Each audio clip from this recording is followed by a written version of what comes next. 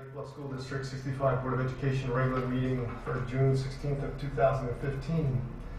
We are going to begin this meeting with, we're going to go right into the Martin Rosenthal. We're going to roll call our own meeting first. Roll call your own meeting first. Okay. Leanne, go ahead, roll call please. Sure. Julie Gatchell. Present. Richard Hay. Philip Hood. Present. John Martin. Present.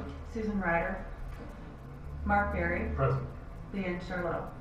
Okay, we're good. We have 5, so we can begin. We're going to go right into the second item on our agenda, which is the Board of Directors meeting for the Martin Rosenthal Fund. And before we begin that, I'm going to ask Jay Kahn, our Business Director, just to give us a quick 1-minute synopsis of what are we doing. Sure. There was a fund set up in memory of Martin Rosenthal, who was a member of the Lake Bluff Board of Education in 1976. And he demonstrated an interest in special ed causes. So he went upon his death that created this fund for special education purposes and incorporated it as an Illinois corporation. It has nonprofit status through the IRS, and because it was officially created with bylaws and boards of directors and all the corporate filings, we need to go through this formal process to dissolve the fund. The fund has been inactive for many years. The money, about $2,000, has been just sitting in an account, not being used. So we would like to close out the fund and donate that money to another tax-exempt organization, the Alliance, in order to use it for the purpose it was originally intended and to close out the fund. Okay, makes sense. All right, so we're going to call to order the Martin Rosenthal Memorial Fund Association meeting for June 16th of 2015. And item 1A is a motion to appoint a president pro tem. So This is Okay, where I will move to appoint Mark Berry as the president pro tem. and a roll call vote on that, please. Second, do we need a second? Probably do. Yes. Second. Until a member has been elected to serve as president of the Board of of Directors. the board of directors. Okay, roll call vote, please. Okay. Philip Hood. Yes. John Marsden. Yes. Mark Berry. Yes. Leanne Charlotte, yes. Julie Gatchell. Yes. I guess I'm the president pro tem. I'm going to insert a line here and ask if we have any reason for public comment. Would anyone like to address the board of the Martin Rosenthal Memorial Fund Association? If not, we'll move right along to electing a motion to elect a president. Can I have a motion from somebody on the board? I would elect Mark Berry as president of the Board of Directors of the Martin Rosenthal Memorial Fund Association. Second. All in favor? Aye. Opposed? Okay, now I'm the president of the Martin Rosenthal Fund Association. Now we need a motion to elect the vice president / secretary. I move the board to elect Leanne Charlotte as secretary, as the vice president / secretary of the board of directors of the Martin Rosenthal Memorial Fund Association. All in favor? We need a Well, second. I'll second. Okay. And I'm in favor too. Aye. Aye. Opposed? Okay, Leanne is now the vice president secretary. Okay, now we need a motion from any board member to approve the following resolution. So if somebody would like to read that. I move the board to approve the resolution to distribute the funds of the Martin Rosenthal Memorial Fund Association, which provides that the fund has been involuntarily dissolved and makes provisions for the discharging of the fund's liabilities and payment of the remaining balance of the fund to the Alliance for Excellence, an Illinois not-for-profit corporation and 501c3 organization organized and operated for educational purposes. And before we go on, I'd just like to point out for anybody who's interested that the entire resolution in detail, it's several pages long, is in the board packet. It's in the online, and is that available in paper here? Mm-hmm. It's available for the audience. And we need a second. I'll second that motion. Okay, roll call vote please for that motion. John Marsden. Yes. Mark Berry. Yes. Leanne Charlotte, yes. Julie Gatchell. Yes. Philip Hood. Yes. Okay, the Martin Rosenthal Memorial Fund Association has been dissolved. So we have a motion to adjourn the Martin Rosenthal meeting at 6:52. So moved. Second. All in favor? Aye. Opposed? Okay, Martin Rosenthal Memorial Fund Association meeting is adjourned. So we have 8 minutes till the next meeting starts. Dissolve for posterity. We still have Polly to take care of tonight too, McQueen. But Polly McQueen, The that's other another one. memorial fund. Probably though, But we because don't have to she's go through female, all we that? don't have to go through all that. Which one is that one? I think there were a couple thousand in each of them. 2,000 in the Martin and 1,000 in the Polly. Once again,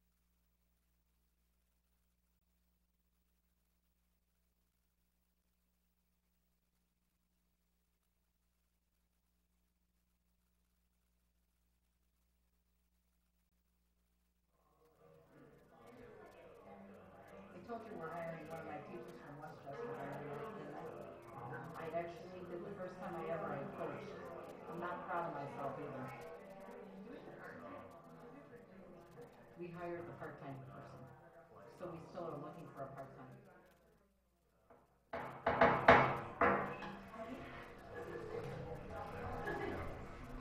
Good evening, everybody. Welcome to our Lake Bluff School District 65 Board of Education regular meeting for June 16th, 2015. Prior to you coming, we already started the meeting because we had to run through a couple of little things. We had a roll call, we had a closed session, and we had the one-time only Board of Directors meeting for the Martin Rosenthal Fund. So we're going to go right into the rest of our agenda and move things around and go right to our recognition. And I'd like to introduce Principal at the elementary school, Margaret St. Clair. This is a joint effort from Dr. Rubenstein and myself. Okay. So Lake County has an award that they call the Character Matters Award, and we just got a notification that that they were asking schools to recommend staff members for the award. And Kevin and I were talking, and one of the first people that came to our mind, or the first person that came to our mind at our school, was Jen Fossett. Jen's position is an English language learner teacher, but she's so much more than that to the families that she services, as well as really teachers and staff at our school. So I'll read a little bit of what I wrote for the entry for her award. And what I said was that Jen goes above and beyond her duties as an ELL teacher by serving as a link between home and school for her families. Jen is often calling families from her own home or her office late at night to speak to them when they are available. She knows their schedules. She knows sometimes they have multiple jobs. She works with their schedule and works really hard to touch base with them. In addition to providing necessary communication, she spends countless hours explaining, facilitating, translating, and creating a positive relationship between the school and the home. Oftentimes these are families that do not have means to email or all the school messenger things that go out, so Jen really takes it upon herself to pick up the phone and contact almost every single child or family to share information with them. And it's really a pretty big number, close to 100 at our school, students. So in addition, she also has led our staff in a lot of outreach for these families. We just do it amongst ourselves as a staff, but Jen and Jen PG and our other social worker, Erica, oftentimes know a need and reach out to the staff. And I know, she won't admit it, but dig into their own pockets to help provide too for these kids. So I had a really specific example in here about helping a student, but it was just a really good example of the student doesn't speak any English. She was struggling with something at school. Jen canceled everything else that she had to do and really spent about an hour or two with this little girl to pave the way, to talk to me, to make sure that everything was okay and to communicate with the family, and also that this girl could come back to school the next day with a smile on her face. So her compassion and dedication to all the students on her caseload and in our school community, it goes well beyond the expectations of a ELL teacher, certainly. She's an exemplary model of the character traits for our staff and students. Her actions and contributions are most often done without anyone except for the families who receive her generosity being aware of it. And that humility is kind of rare and really the perfect reason why we felt like she was worthy of the Character Matters Lake County Award. Well, we definitely recognize Jen Fossett and all of her outstanding gifts on the first day of summer school when every Spanish-speaking family calling the office or coming into the office was asking for Jen personally. And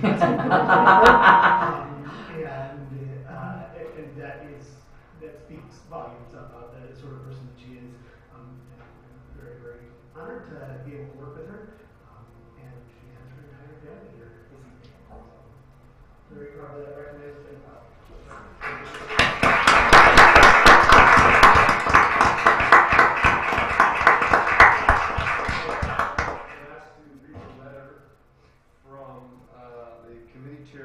Matters in Lake County, who is Ashley Ward, and from the Regional Superintendent of Schools in Lake County, who is Royce Lee Wood. And it says, Dear Jen, congratulations. You have been selected to receive the 10th Annual Excellence in Character Award for the 2014-15 school year. This program is sponsored by Character Matters in Lake County, the Lake County Regional Office of Education, the College of Lake County South Lake Campus, and the Lake County YES, Youth Empowerment for Success Coalition. You've been nominated by your school to receive this award in recognition of the excellent character traits you demonstrate in all that you do. It was a pleasure reviewing the comments submitted for your nomination. This award signifies that you are a positive role model to others and you contribute in meaningful ways to your school community. We commend you for going above and beyond to make a difference every day. On behalf of all sponsoring organizations, we applaud you for receiving this honor and wish you continued success in your career.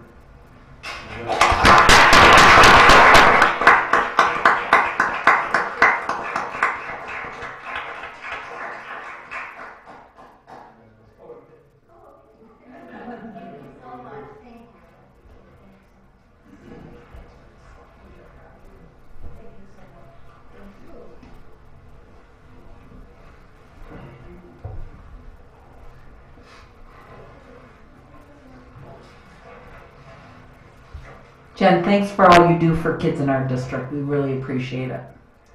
And in moving the agenda items around, I realized I was supposed to open with the Pledge of Allegiance. So if you guys will bear with us for a moment, please do the Pledge of Allegiance. I appreciate it. I pledge allegiance to the flag of the United States of America and to the republic for which it stands, one nation, under God, indivisible, with liberty and justice for all. Jen and family and everybody, you're welcome to stay as long as you want, but you don't have to. You know, we've got a lot of housekeeping items to run through that it's not all that exciting. So stay if you like, but if you don't want to, that's fine too. Now's a good escape time. Right.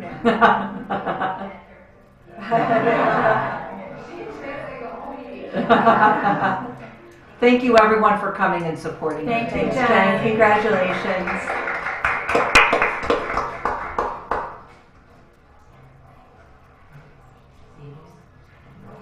Yeah.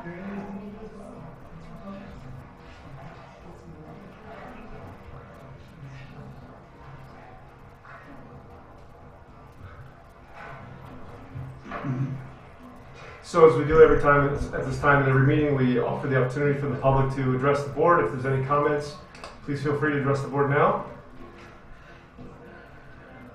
If not, we'll move along and go on to item 6 with the addition of a discussion item. And this is the opportunity for anybody in the board to raise issues that they'd like to see on a future agenda or to discuss tonight. And I can start it off. Well, let's see if anybody in the board wants to offer anything up. Otherwise, I've got one that I would like to throw out there for tonight. Can I give a quick update before you go on to yours? Yeah. One of the discussion items that we've had previously has been fundraising. And I just wanted to update all of you that we did have a fundraising meeting with the Alliance and the PTO and both buildings. And we came up with a schedule of which months everybody is going to take. If I remember correctly, October was extremely heavy. We talked about some rules as far as protocols for fundraising that we're going to be working with the different groups of teachers that sponsor different fundraising activities. And I have that all available in a Google Doc if anybody's interested in looking at that. We've shared it with our parent and organizations and our administrators, and we're really going to monitor it and work with our staff next year to try to eliminate everything coming at one time. I think that's been a big piece, and really work with kids on incentivizing them to do fundraising to donate back to the community rather than win prizes. So we're trying to limit that piece too. So that's it. Okay. That's my update. So the discussion item that we need to add for tonight has to do with the middle school renovation and the selection of how we are going to select a contract manager. Leanne and myself and Jean met a couple weeks ago with some folks from White and their contract oversight division, and listened to them talk about the way they run their programs. But we realize that we need to also explore other options so that we make sure we do all our due diligence. So my question is, do we want to do this before the whole board, the way we may have interviewed lawyers and the architects in the past where we had presentations come in and present to the whole board, or do you want to delegate this to a committee and take the recommendations of the committee? You guys tell me what you're comfortable with on that. My thought is that you and Leanne have been so involved in this and worked with White very closely that I would nominate you to be the committee. I'd be comfortable delegating that if you are willing to take it on. I think that makes good sense. I'm already involved in it, so I don't mind continuing. And just want to see. Yeah, I tend to agree. I mean, you two are closest to the project of anyone, any of the others on the board, so I would trust your authority and I would delegate as well. Mm-hmm. You specifically, or are we talking about the... You can be involved if you want. No, I mean, Join us. the planning group, the broader planning group, or are you thinking that would be the group that would... No, I don't think so. I just think a couple board members and some staff. And I mean, it could be 3. Then we just, the only difference is we have to post meetings when we have a 3rd person, but it's not a big deal.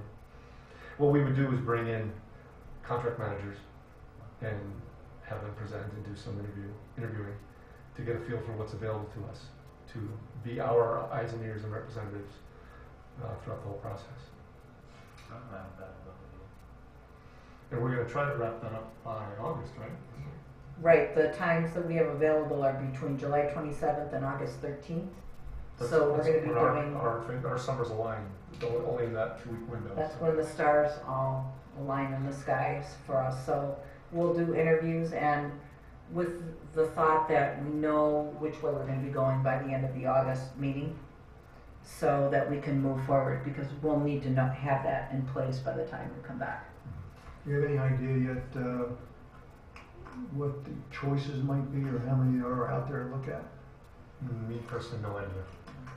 I actually today received a list from White on recommendations for different people. I also received a list of recommendations as far as superintendents to talk to that have used them. So we're going to be doing a lot of different research on all this and making the best choice. Okay, so we've already done our recognition, and we're going to go move right into reports. And I'm doing Ann's. filling in for Ann Stewart will Filling be in for Ann Dr. Stewart. Jean Sophie, who will do the PTO report. Ann is not able, unless, Eva, you want? I'm not passionate about it. So you're good with me giving it? Okay. I'll put my former PTA president hat on. All right. She wanted to share that the end of the year wrapped up very well, and that at LBES had a book fair that sold about $6,100 worth of books. Yearbooks were delivered at both schools, and LBMS graduation went well, with a picnic lunch for the 8th graders on their last day of school and a dance after graduation that was a big hit. So, and that's it. And so Ann just wanted to express her thanks, and that's the end of her report. Okay. All right, so then we'll move on to the Alliance for Excellence, and Miss Emily McBain will report to us. Good evening. I have a brief update or summary of the year. Not much has changed since I last gave an update, but it was a successful year for Alliance. We awarded over $22,000 in grant requests to the teachers this year, with one of the most recent grants being a 3D printer at the middle school that we're very excited about.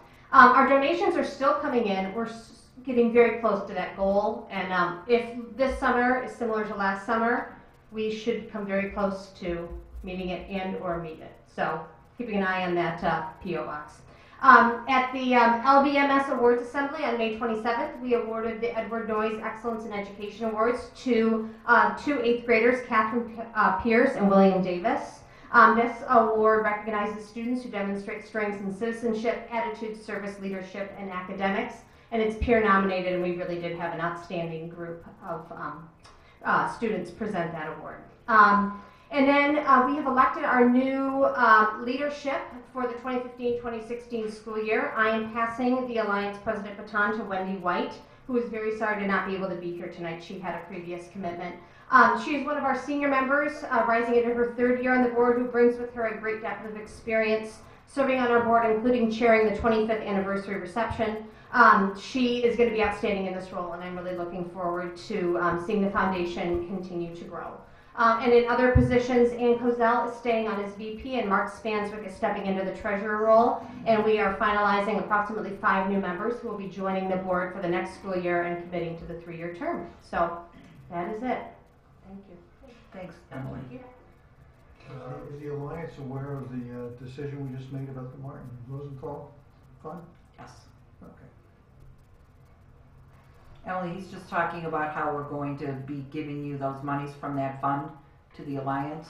Oh, I showed up at 7, so. Oh, you missed, we had a meeting beforehand, so I know Kevin's talked to you about it already, so. Or Jay, I'm not sure which one. And if you don't remember anything we're talking about, it's a good thing. It doesn't. It's not They're giving you money. We're giving you money. right. Okay, President's report. This is brief. Just the classic end of the year congratulations to all the students, staff, parents, and administrators for getting through the year and for, among other things, successfully completing that 2014-15 school year, for great student achievement scores that we're going to learn more about tonight, for meeting strategic plans and goals for the past year. It was a wonderful year, and congratulations to everybody.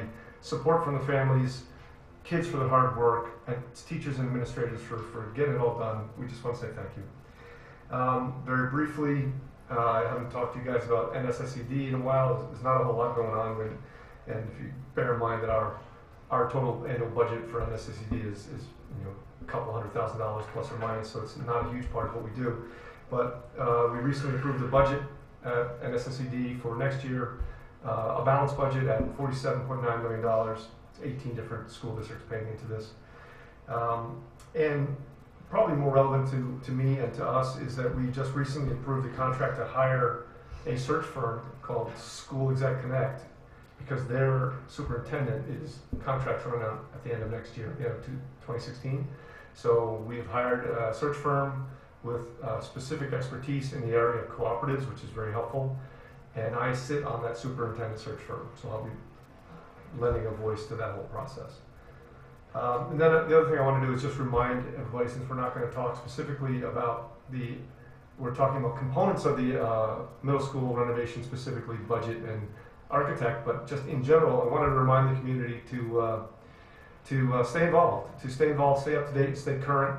All the information that you need to learn about this process, if you have questions, is online. There's links online to learn about, to see the videos from these meetings, to see the presentations online that have been given to us by the architect, to view our conversations, to see the minutes of the meetings. There is an ongoing narrative which we released to the press a week or two ago, which we will just continue to update in explicit detail, so there's no stone left unturned. So anybody who comes into the process late can learn about what we've done and where we're headed with the middle school and what we've been thinking. All the plans and all the drawings for all the different concepts that we've been talking about will be online. And also a reminder to get involved. If you want to express an opinion, to come to these meetings and let the board know, to email myself or Dr. Sophie, to reach out to us by email or phone, that's fine. So just don't let this catch you off guard. There's plenty of information to stay up to date and stay dialed in, and we can answer all the questions you have on the middle school. And that's my president's report. So now we go to the superintendent's report. Mine is very short. Here we are on June 16th, and I'm still wishing for a warm and sunny summer. We got the sun today. It's not as warm as our kids need it to go to the pool, but we're almost there. It's in the air. I think we're close. We just are not getting it all on the same day. That's the problem. We had a very successful end of the year. Happy students, great achievement. I want to thank all of our kids, our staff, our families, and our board for their hard work. Probably most touching to me is being at both buildings on the last day of school and graduation and seeing lots of tears. And that's something I haven't seen at all of the buildings that I've been at. Lots of the elementary kids are crying. They don't want to leave their teachers. The teachers are crying because they don't want to leave their kids. And it was just extremely touching to me this year. So we're in a really good place. Our kids are in a really good place, and I feel lucky. And at this point, I think we're all ready for a little downtime and planning time for a good school year next year. And that's my report. Okay, great, thank you. Agenda item 9A, which is review of Board Goal 1, the Student Achievement Report, and Dr. Rubenstein will present a short presentation on the progress of Board Goal 1 during 2014 and 15.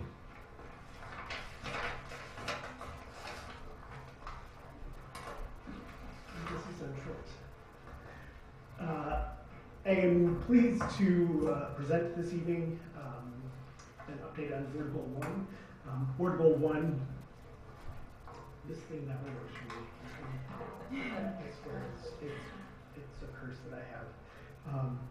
And it is on this time, so I'm just going to ask that you advance through it if you can. Board Goal 1 is focused on the achievement of all students in the school setting. You can go ahead. There we go. And you go ahead to the next slide. And so we use MAP as a measure of achievement in grades 2 through 8. And so up there on the screen right now you have the MAP national average for math, and then the District 65 average. As you can see pretty clearly, in every grade level we far out-exceed the average student across the country, with most of the time our math scores being at or equivalent to the 89th percentile nationally. So those that class of fourth grade students, it means that 50% of the kids in our fourth grade class were above the 89th percentile nationally, which is pretty tough to do. I mean, that's really outstanding student achievement there. We had similar numbers in reading, which is on the next slide.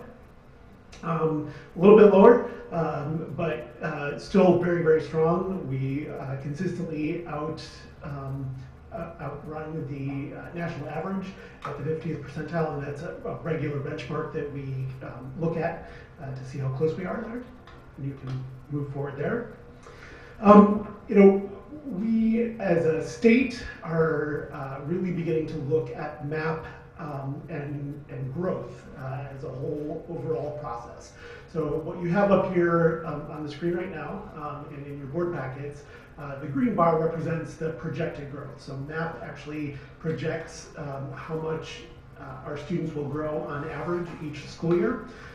The lighter blue bar is the actual growth, and so you can see that in every situation our student population as a whole outran their projected growth scores, which is outstanding. The red bar are the students in special education programs who are identified as special education as having special needs. And again, in all of the situations at the elementary school, certainly, with a highlight on the 5th grade there, the students in special education programs really reached far in their growth for the school year. And then that last bar, the purple bar, represents the students in our gifted and enrichment programming for the current school year, and their growth was sort of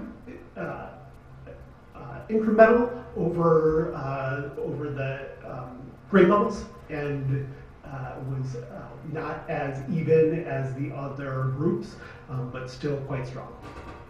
Are those measures, like the data that I'm looking at, is that a MAP score percent changes or actual score change? An actual score change. So MAP actually, as you might recall, they measure in what's called a RIT point, and so each RIT is an equal interval scale point that they move up, and so they project out how many RIT points each student will grow based on their national norming. So those bars represent RIT points? Absolutely. At what point?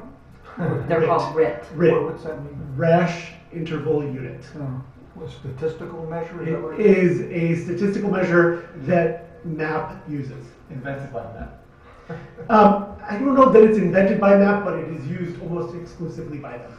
So, And there's some definition of that somewhere out there if we so choose to learn more If you about Google it. We have a RIT, presentation on it. Yeah, you there's a whole presentation. You have it in your board packets, actually. It must have been so exciting, I forgot. It was terribly enthralling.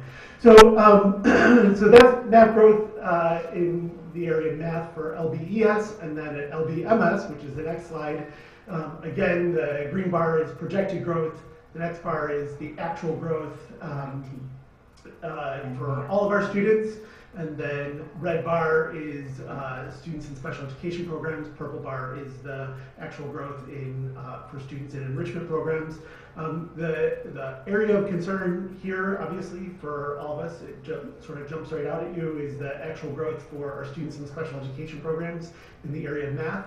And so we're taking a closer look at that. The challenging part with these data that you see up on the screen is to get a grasp. If we had 10 students in the cohort and one of them went up by 5 points, and then 2 other students went down by 20 points, that is not represented in any way up here, and that is information that we will have as we dig deeper into the data, and I have already started to dig deeper into that data. And as I looked at that for the actual growth in special education, that appears to be the case. So we follow, next year those kids obviously will be in 8th grade. Will we follow this somehow so Yes. next year we can compare the 7th? Okay. Absolutely, and actually, this afternoon I was geeking out in my office and was looking at that data, and over time, this appears to just be a small blip on the radar for that cohort. So, I think it's also important to note in here that whoever just asked, are we going to see this yearly? Yes. But the strategic plan also calls for us to monitor our different groups of students. So we'll probably need to start monitoring our ELL students as well as our low-income students and make sure that we see the growth. Remember that the goals typically for most districts are you meet your expected growth or exceed. We far exceeded. Is that a good thing? It's good, but we really need to keep pushing. I know that in the enrichment areas, it's not the growth that we're looking for yet, but we've really just started the formalized plan. You can already see the difference between language arts and math because we've been working on this strong math curriculum a lot longer than we've been working on language arts. So this is going to be a good thing for you to monitor on a yearly basis because it really shows the growth for the year in this. The projected growth, how is that number determined? Is that across the board? Is that specific to our district? It's nationally normed. It's not specific to our district. Okay. The data that you will see actually in the fall when we bring this back to you is specific to our district. So, and that is the data that we get from ECRA, that we work with them. They have their own statistical model to project out where our students should be a year from now and on each assessment, and that is actually comparing each student to themselves year over year and saying, you know, if Julie Gutschall was here in 2014-15, where will she be in 2015-16, and comparing those two numbers there. So for parents who have gotten their children's math scores, what do they want to be looking for? If there's the projected growth number, should they feel okay if their student met or exceeded that number? How do they feel if their student didn't meet that number? I have trouble interpreting this sometimes as a parent. What I would say after years of working with MAP is that you are always looking for the growth, that steady growth, that is certainly what we look for. Growth or lack thereof from season to season, so from winter to spring, isn't considered statistically significant, and in fact it's fairly typical for students to have sort of a learning and assessment pattern where they may test strong in the fall, not so well in the winter, and then test strong again in the spring. And what is reported on those reports is a measure that we chose, which is the fall to spring growth. We could have very easily put on there spring to spring growth, a lot of different measures. So overall, you are looking at the trend. Where is your child headed? How much are they growing? Has their learning, have they stayed at around the same national percentile? Are they feeling confident in their own learning? And so as you look at those score reports with your children, certainly those are great conversations to have with them. Okay. Did that answer your question? It did, yes, Okay. thanks. All right. So reading, again, at the elementary school, the first bar, the projected growth for all students and in every single grade level with the exception of one. We met or exceeded the actual growth. And so again, we're digging deeper into those numbers as the summer goes on and as we really look at the data. And again, it is a little bit deceiving because of the size of the cohort and the lack of context for these data. So again, if one student in 5th grade went down significantly or had a bad test day in the spring, that could outweigh some of the growth that was made by the rest of the class. But overall, when you look at this particular slide, what stands out to me is that it looks like we have pretty strong gains in other groups, but not as much in the enrichment group. So I'm curious if you could, like, I'm sure this is very involved, but if you could even do like a 30 or 60 second, like what do you do about that? What's the staff process that you do to address that kind of a, right? Like any place where you see where it's, you know, okay, this isn't looking as good as the other areas, like what do you do then? So we instantly dive deep into the data and we use our background knowledge and information about how students in that enrichment cohort grow. And what we know about students in the enrichment cohort is that their growth may not be as significant as the rest of the students in the class because of the fact that they are already so high achieving. So if you are starting at a 250 as a 5th grader and you are going up, 2 or 3 points, that's actually pretty significant, but it might not meet the projected growth for the entire class. So we dive deep into the data. We start to examine some trends. We look to see if there were some testing anomalies. If we could have identified those during the current school year while the students were actually taking the assessment, to say, Leanne had a bad day and we know that and this isn't really where we expected her to come out, then we can always reassess them. Again, what we're concerned about is major trends over time. And in our examination of the data, the major trends over time are positive ones. This is one small snapshot of testing during the course of a week and a half in the spring. So, did that answer your question? I mean, kind of. I understand what you're saying about looking at the big picture. Mm-hmm. But I'm assuming that at some point you're actually looking down even at the student level to see which student. Because if you get 100 kids in a cohort, as you said, even one kid makes a big difference, and for that kid it makes a big difference. Right. And that is, I'm sorry to use the term, that's what I meant when I said diving deep into the data. Okay. Really looking at, okay, so who were the students in this cohort? Where were they performing? Where were they last season? Where were they a year ago at this time?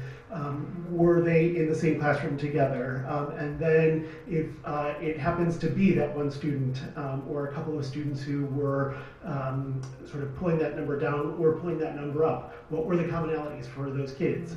Were they in the same classroom? Did they participate in the same activities? That sort of thing. And you're looking at that, for example, like with teams of teachers or administrators or? To begin, during the above. summer, it is Kelly and myself, and Okay. then we move it to teams of teachers all across.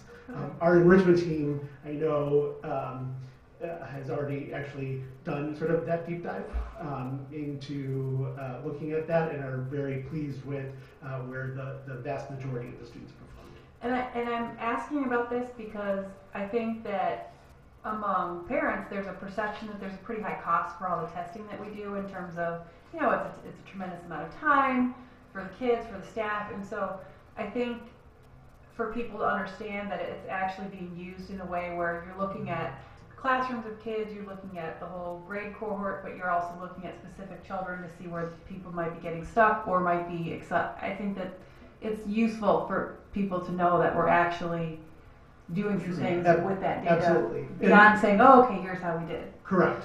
We have already identified preliminary intervention groups for the fall. Okay. We have already identified preliminary groups of students who may need some additional acceleration or a deeper dive into subject matter. And so we are using this data on a day-to-day basis, not only at that high level, but at the student level to really help to plot out that growth. And MAP, as a tool in particular, actually has some really great embedded pieces that allow teachers to use that data to plan instruction in the future. So moving forward to reading growth at the middle school. Again, obviously the concern is the special education students in 7th grade, but overall very, very positive growth for all 3 grades and for the school as a whole. Jim, are you reading? Just to give me a sense of things, how many special ed kids would there be in 7th grade? There are 12 students in special education who receive special education services. So that number relates to those 12. Exactly. Okay. And in 6th grade? Approximately the same number. Actually, 6th grade is a little bit lower, so I think that there are 9 students who receive special education services in 6th grade. So you can move forward. So in kindergarten and 1st grade, we use a tool called STAR. Hey, Kevin, I'm sorry to interrupt. Just to make a note on Leanne's point, I think that's a really excellent idea to help parents and families in the community understand how well we use map data and examples.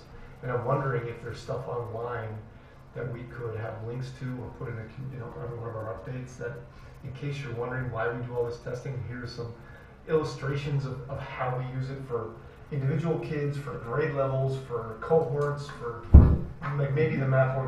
What's the name of the organization? Is it MAP? Is it NWEA? Yes. Do they have videos or something that Yes. instructional videos or things that might be useful that parents might think is? Because I think that's a really excellent point, that to know that this is not just, this is very useful data and we're doing it to benefit the kids. There is a great deal of information online already, and I will review it over the course of the next couple of weeks to make sure that it is tailored with that in mind. Yeah, There's a parent toolkit. There are a number of teacher resources that are available that we don't typically put on the website. Right.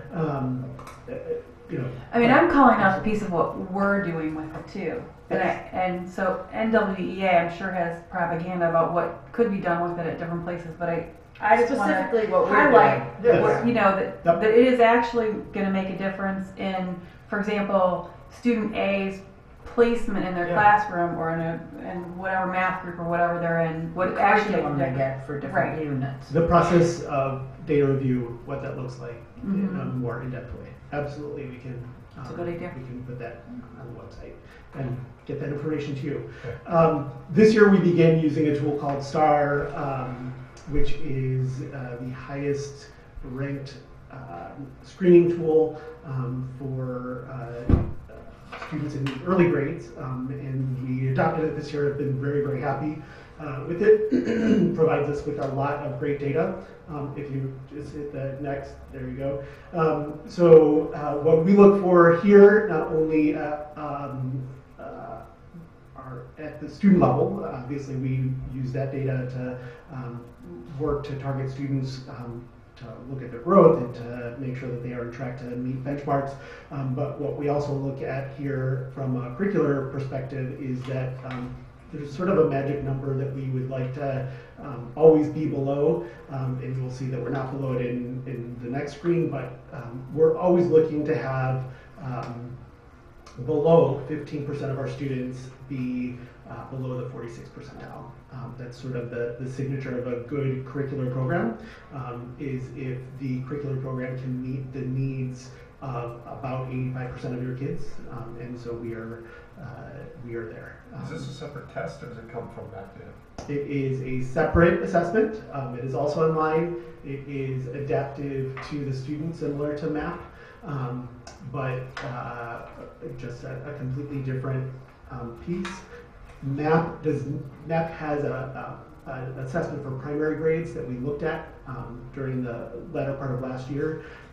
The teachers on the team and the rest of the team really didn't feel that it was as strong of a tool as the STAR, and so we have been using STAR as the universal screener for students in grades kindergarten and 1, and then also as a progress monitoring tool for students at all grade levels.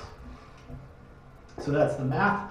And then, as I was talking about before, a little bit off in our numbers for first grade, and those are data that Margaret and Kelly and Tracy and I began really digging deep into as soon as we recognized it, because that class was not like that coming out of kindergarten.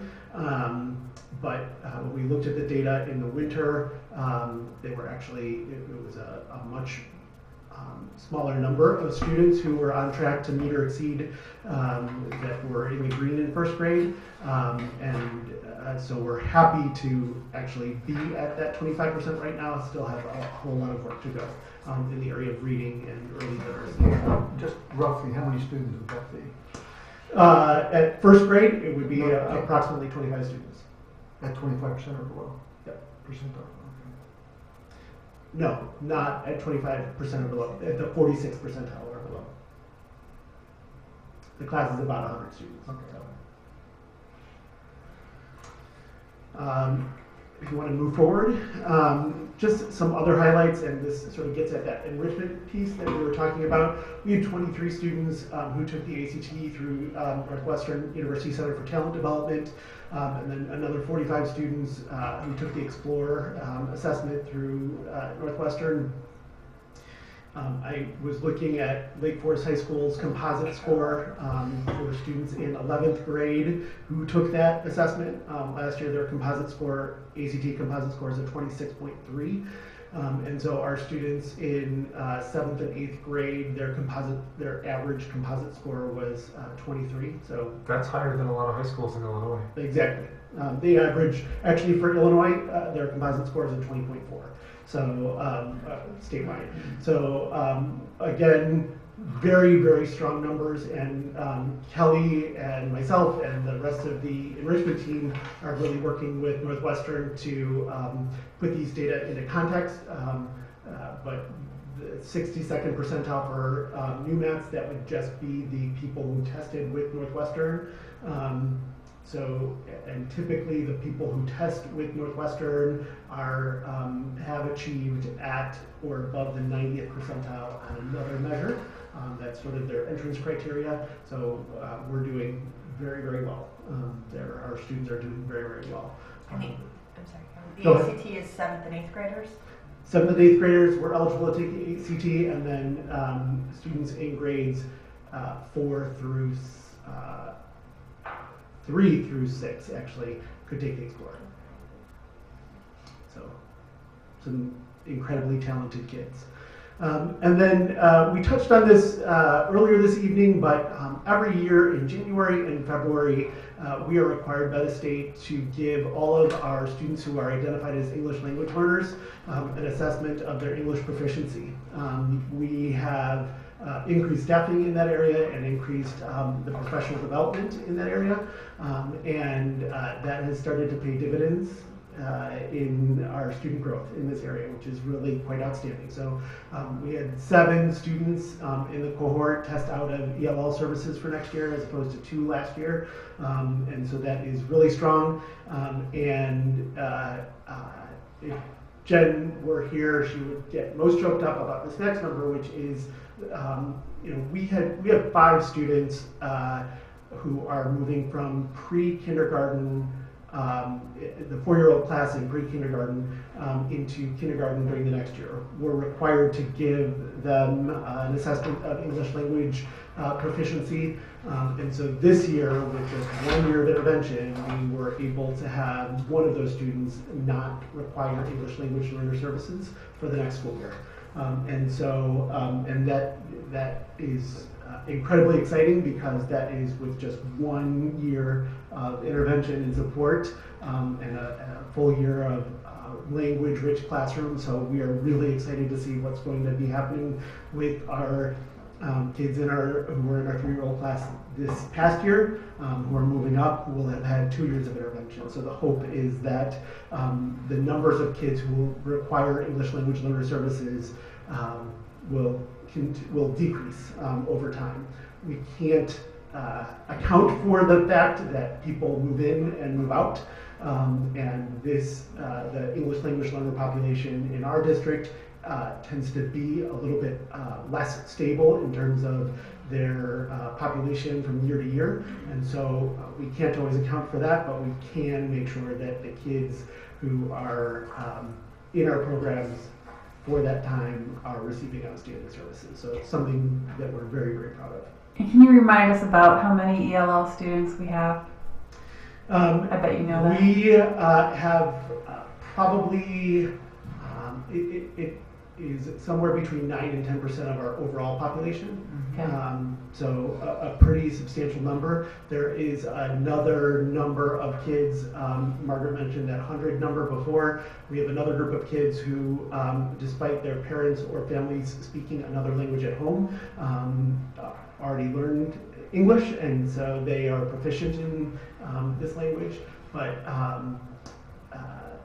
Abbott and AbbVie have really kicked up their recruiting over the past several years from all around the world, and so we have just a number of families moving to us. So there might be around 80 students who not only have a foreign language spoken at home, but they actually qualify for needing ELL services. Correct. Yeah. Okay.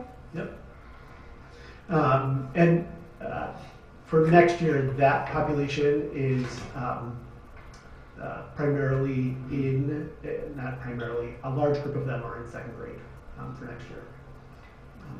And so Jen and Brandy and I, as an example, sat down with the access scores as soon as we had them and tried to look at our instruction for this next school year and target specific students who are rather close to the cutoff to see where we can go with them over the course of this next year. So just some future plans. On Thursday of this week, I get to go to a park listening session in Bensonville, where there are going to be some representatives from Park and the State Board of Education.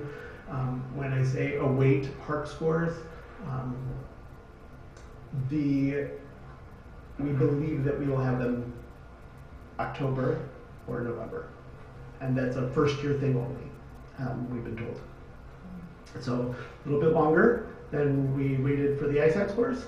The data correction window for ISAT was typically right now, and we would receive the score reports in August and September, and the score correction window opens for Park on September 11th, so a little bit later.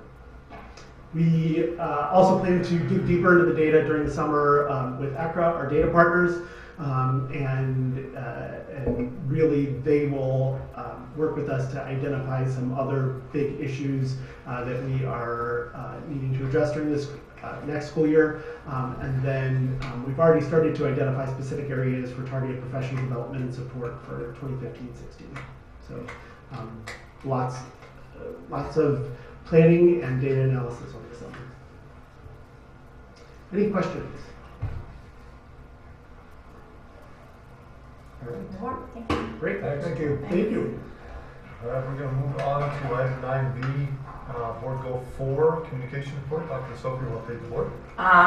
Your report was listed in your board packet, and our communication consultant, Joe Cook, who's here, put this together. I just want to highlight a couple different things for Board Goal 4.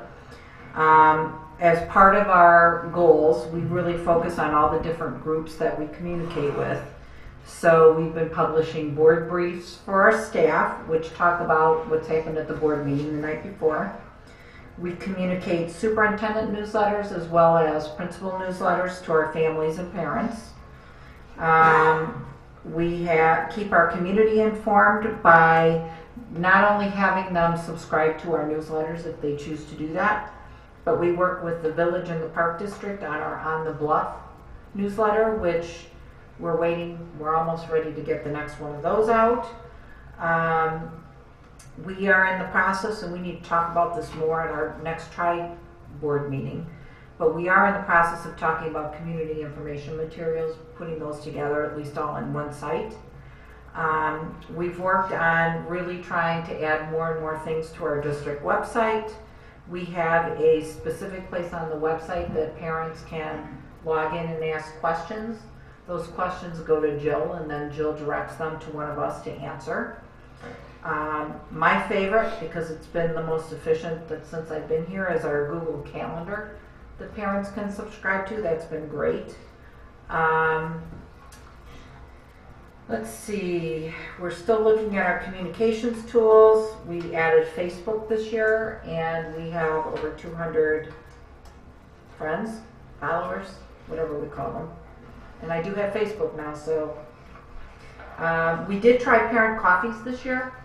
We're very disappointed in total between Margaret and Nate. We had less than 10 parents. So that was not something that our parents felt was very important. So we're going to retool that. We received our 5 essentials data, so you'll be hearing reports on that in August. We really have been working on transparent, easy to read information. Very important that we do that so the community knows and understands what we're doing, especially as we move into our LBMS renovations. We'll be looking for more and more ways for the community to learn how to subscribe to our newsletters, because we know that that's important. We have many partnerships with organizations in Lake County, so I think that's important to point out. In January, we had our first tri-district meeting with Lake Forest 67 and 115, which is the first since I've been here, and Kevin and his colleagues put together a great presentation on our special ed services in NSSED.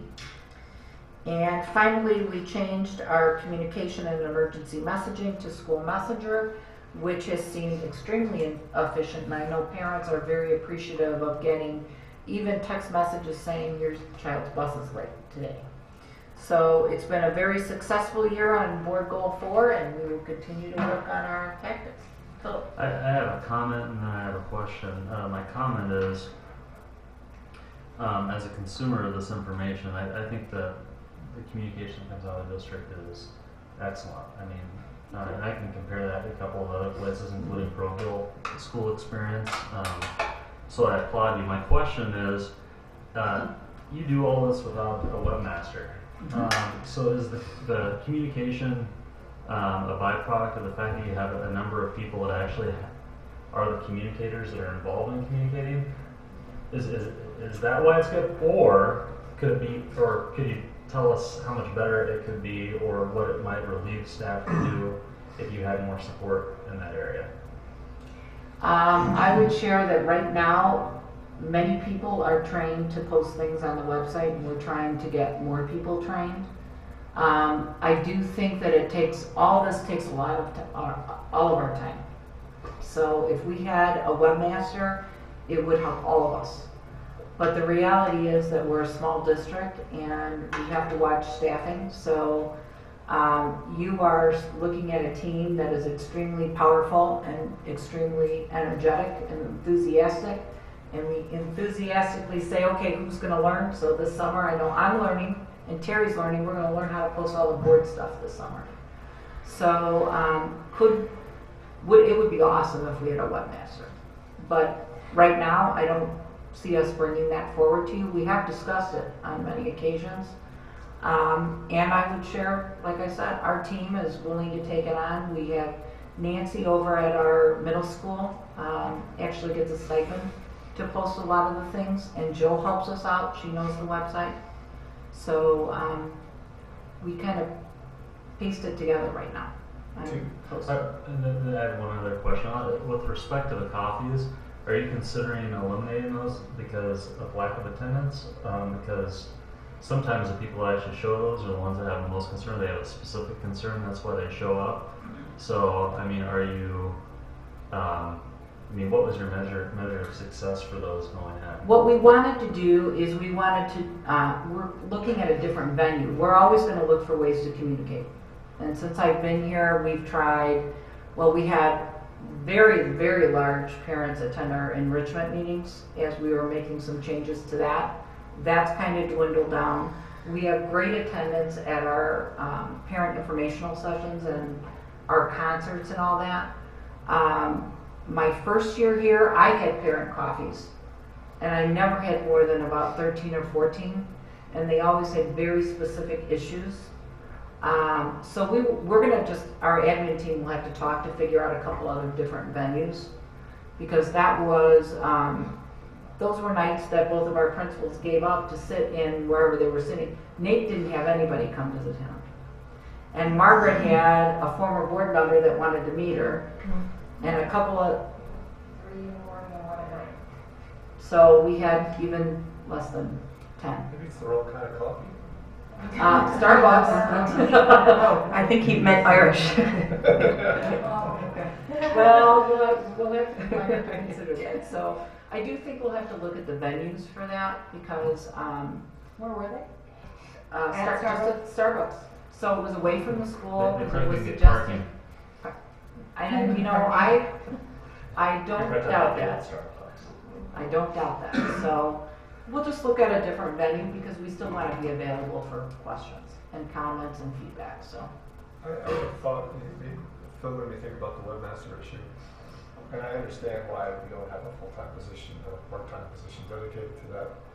But I hope that we're being cognizant of the downside of not having a webmaster, having so many different people trained on it, that it could go in different directions depending on who's entering and updating and doing different things. Where I think one of the big things a webmaster brings to the table is cohesion and uniformity, and making it look like it's branded correctly and delivering a uniform message. So hopefully we've given some thought to that, maybe giving one person that responsibility to We don't have oversee all the anybody- different things that go in. We don't have anybody that has time to add that full responsibility, so we all just take on. Right, and I would say if it ain't broke, don't fix it. Right, Sounds like it's going well, so let's move along until you think we're you just- need it, then you can let We us know. talk about it, but you know, I think the bottom line is we all kind of keep an eye on it. And if a parent says, "Hey, I haven't seen this. Have you guys posted it yet?" Sometimes we've forgotten to post it, so we add it on. We do the best job we Have can. we had any negative feedback on what we're doing? I always have parents that tell me we could have more on our website. I also have parents, it was a very interesting one of our enrichment meetings this year, because I struggle with different forms of technology. We had one parent that said, "You've got to just do everything Twitter. We just want you to do everything Twitter." And then another dad said, "I don't like Twitter. I don't want you to use Twitter." And what I shared with everybody is this is exactly what I've been talking about. It's our job to try to get this out in so many different ways that it meets the needs of everybody one way or another. So I have a major Twitter king here in Dr. Rubenstein, so if you need Twitter, we'll have him do it. I Facebook now, I'm pretty good at it. So, and all of us are just taking on the website piece, because that's something we can all do based upon our disciplines. But if anybody wants to donate, you know, maybe another Martin Rosenthal to somebody for a full-time webmaster, we can have to work with them. Maybe find some interns. Yeah, that would be a good idea too. Great idea. All right, let's move along to item 9C, the board planning calendar, and Dr. Sophie will update us there. I just want to mention a couple things. On June 29th, we are going to have our bond hearing, and there'll be more information on that this evening. Also at that meeting, we're going to need approval for our laptop leases, and we're going to talk about that in our budget next. July 21st, we just approved bills, personnel. There's a couple things we need to do with bonds at that meeting, and I will give an enrollment update, because that's been requested, just so everybody can see where we are. That's our 7 a.m. meeting. I do think that we are going to consider moving that upstairs so it can be videotaped, because we are taking some votes on bonds, so we're working on that piece. Then you get a whole month off. But don't get excited, because you just never know when we need to have a meeting. When we come back in August, we'll be looking again at the enrollment updates. We'll be voting on our tentative budget. We'll be reviewing what we did over the summer. We have policy work, our policy committee's getting together for some work over the summer. We'll need to review our fund balance policy, and then one of the things I have in my notes is our board policy says that the board needs to have a self-evaluation every 2 years, and so we're gonna need to book that sometime probably in the fall. Okay, That questions? concludes my report. Next item 9D, Mr. Jay Kahn will report to the board on progress for next year's budget, the 2015-2016 tentative budget. It's gonna take you a couple minutes, Jay, right? Because I could get an item done while you're doing this. One of the things we're gonna be doing very soon is we're gonna be getting notification from the School Board Association on the conference that occurs in November. Philip, you're gonna hear all about it this weekend. But the School Board Association, the school business officials, and the Association of School Administrators have this big conference in November. Leanne's gone, Mark's gone, John's gone, and we're gonna know who is planning on going because we have to book hotel rooms for that. So give it a thought, and I'm gonna give everybody a deadline of June 30th to send me an email. Do you know the date? It's the weekend before Thanksgiving. It's always the weekend before Thanksgiving, but I'm gonna give Typically you the Friday, dates Saturday, now. Sunday. What is it, Friday to Sunday or Thursday to Sunday? Well, some things, for most board members, it's Friday to Sunday. It is November 20th, which is a Friday, November 21st, which is a Saturday, and the morning of the 22nd, which is a Sunday. And it's held downtown Chicago, mostly in the Hyatt. Is it the Hyatt where most of the things are centered? Most are in the Hyatt, But in that general area. and the hotel rooms we get are usually from, they have a requirement. We have to book it for Thursday, Friday, and Saturday, because many of the Friday sessions start so early in the morning. So I will email Richard and Susan, but I'm going to need to know from everybody so we can book hotel rooms on who's going to be going to that. Why don't you just email everybody and ask for them? I can do that. Terry, I'm going to have you do that. If you could email all the board members and just have them let you know by June 30th if they're planning on going, and give them the dates in it. Jay? I'm going to take you through a draft budget. I will bring back a tentative budget for approval in August, and then the final budget gets approved in September. So this is kind of the first look based on some high-level assumptions. We'll go through the budget, put it in historical perspective, talk about the detailed revenue assumptions and expense assumptions. And so this is where we look. The budget for next year is balanced. It's actually is a surplus budget, even with very conservative assumptions. So I feel very good about this budget. This was kind of a, let's throw everything in and see where we stand, and then we'll spend the summer refining it and digging deeper and getting into more detail. So the bottom line is surplus, and if you look at where we've been, where we compare versus prior years, our fund balance is projected to stay about stable. Our expenses are actually going down a little bit. Our revenue's going up a little bit, but you can see we're very comparable to last year. We've had some fluctuations in the past, and now we're kind of getting to more of a steady state. Jay, could I ask you a favor? Could we go back to that prior slide just for a second? Because we didn't have that one. I just want to digest it for a second. This is- other We're going to have this emailed to you tomorrow, Okay. just so you know I'm sending them a text message to know. Can I ask, maybe we don't have the answer to this right now, but the deficit in transportation, is that kind of what the thought that we would not continue to? Well, I can go through some of the assumptions on the slide. I'm going to get into that later on. That's actually a planned deficit.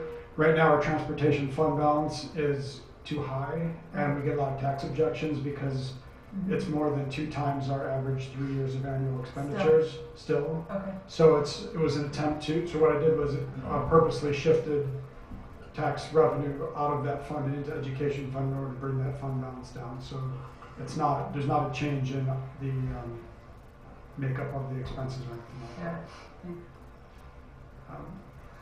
And then our debt service is is just a transfer from education fund to debt service fund, so that's more of a structural thing I'll get into. So these are the revenue assumptions based on the tax levy that we approved in April or in December that was extended in April. Operating funds are going up 2%, and this is 1.5% on existing property in line with this consumer price index.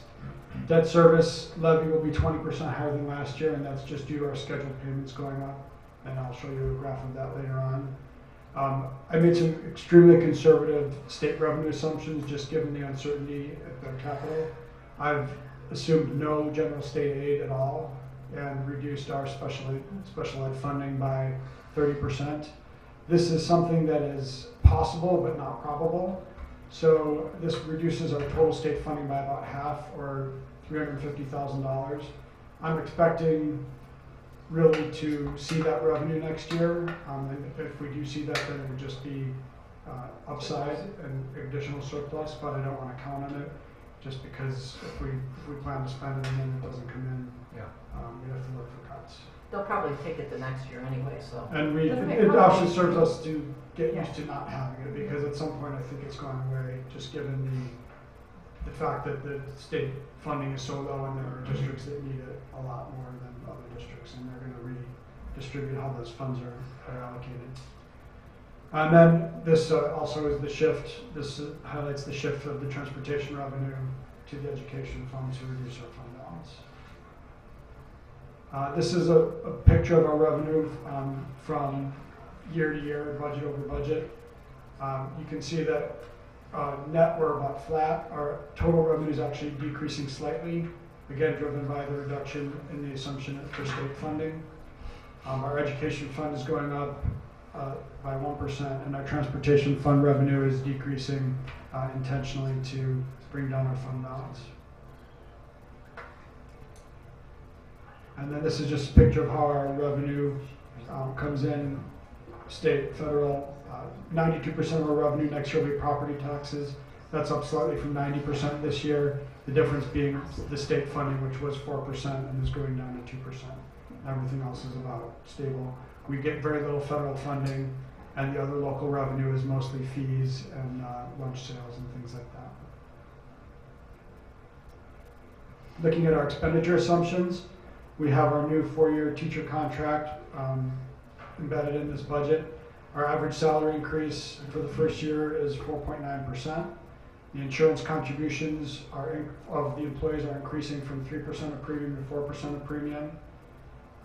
We are reducing staff by 2 FTE, and we're seeing 4 retirements. So we're getting quite a bit of upside or reduction in salaries from the second line. Sure. I know we have someone from the news over there, and 4.9% may draw some attention, so it may be worth just giving a little bit of background of how we arrived at that number and what it means for future years. Yeah, we looked at our teachers' salaries relative to other North Shore districts, and we were slightly lower than our comparables on average. So we increased the salaries, that 4.9% in the first year, to sort of give them a bump to bring them back up to the middle, and then slowly get back to a running rate of 3% increases, which is what is built into our step. And so the average increase for the 4-year contract, I think, is 3.8%, not including some of the give back in insurance, which brings the net cost of the contract down. And then, and as I said, through some reduction in staffing and retirements, we're seeing actually a decrease in salaries for next year. Our support staff salary increase and administrator salary increases as approved in the last board meeting.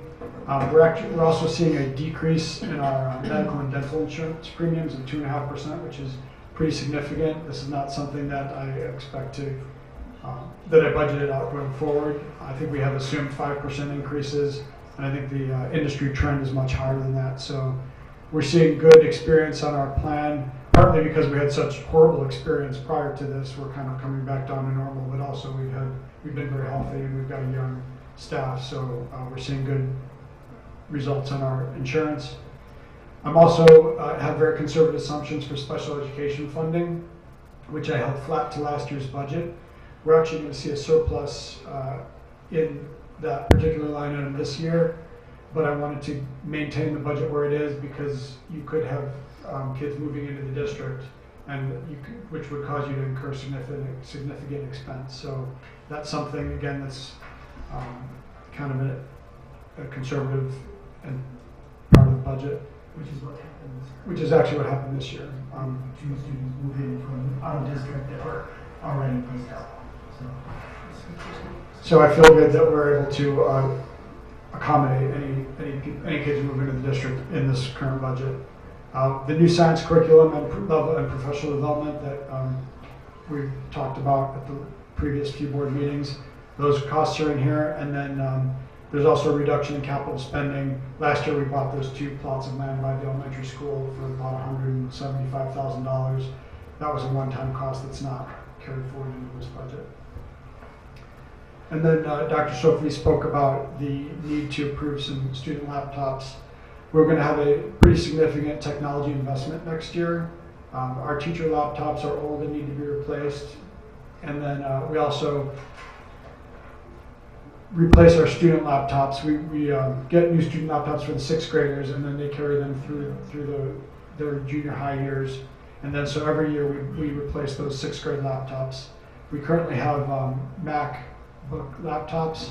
We're going to also do a pilot for Chromebooks in 2nd grade.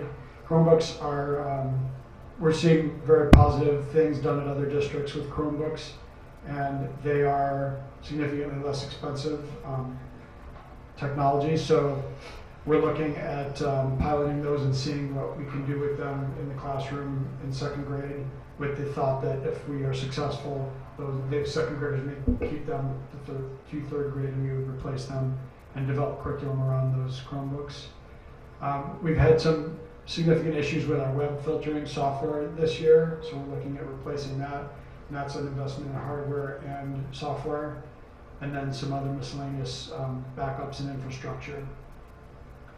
Now these look like some pretty large numbers, but typically we spend $175,000 to $200,000 a year on student laptops. And we're looking at doing a lease of equipment instead of an outright purchase. Right now we purchase them in 6th grade, and then the 6th graders keep them, and they go to 7th and 8th, and then they go back down to 5th, and then 4th. And so we're using them that way. And we found that then we have to get rid of them. Basically, we auction them off, and there's a lot of work involved in trying to recapture whatever value is left in those computers afterwards. So we're looking at doing an operating lease or a fair market value lease, and what that is we basically are leasing only the useful life of the computer. So kind of like when you get a new car, and every 3 years you just keep getting a new car, and you have a stable payment that you can budget.